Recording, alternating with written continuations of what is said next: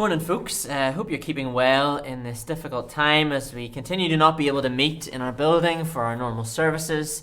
But as we look forward to Sunday, when we can tune in to have our online services together. And this is just a little video like last week in preparation for Sunday, letting you know what we're going to be looking at as we turn to God's Word and as we meet in our own homes to worship together in our online services.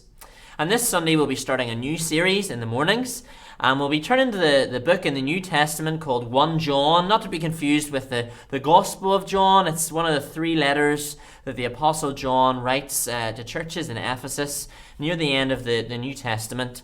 And we're going to be working through that short letter on Sunday mornings in our online services for the foreseeable future until we can come back and meet in our church building again.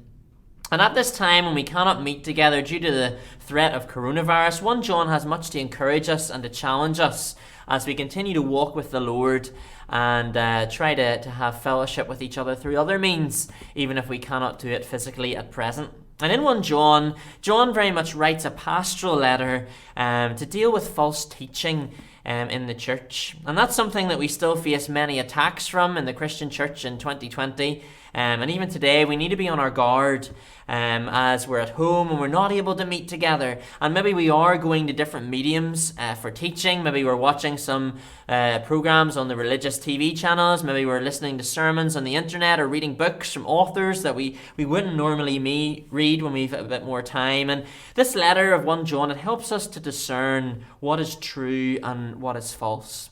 1 John also helps us to see how the gospel translates into everyday life, how we can have assurance that we are a Christian, how we can understand forgiveness and how that works, how we can understand holiness and what it is to be forgiven, but also walk with the Lord.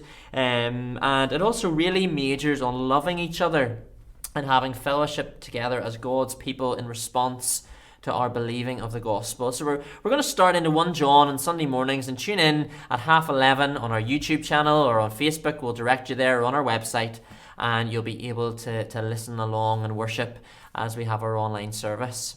On Sunday night, we're going to turn our thoughts to Easter, and we know that as a church, Easter is going to be very different for us this year, but yet the message of Easter is the same. And as we begin to set our minds and our thoughts in that specific time of year to the death and the resurrection of Jesus, and as we celebrate Easter, we're going to look at some of the last moments of Jesus' earthly life as he goes to the cross over the next few Sunday evenings as we come up to Easter.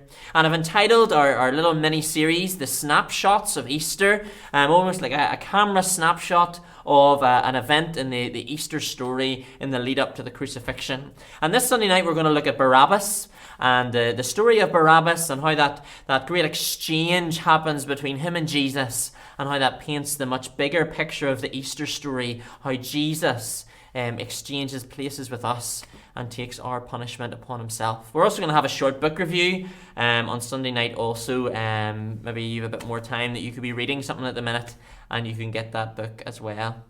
Don't forget to check out our church Spotify account, where a playlist will be going up every week with some hymns to listen to, just as you worship God at home. And also tune in on Wednesday night for our prayer meeting again, our devotional thought and our prayer items too. So tune in on Sunday morning. I look forward to seeing you there. Stay safe, stay faithful, and I'll see you on Sunday.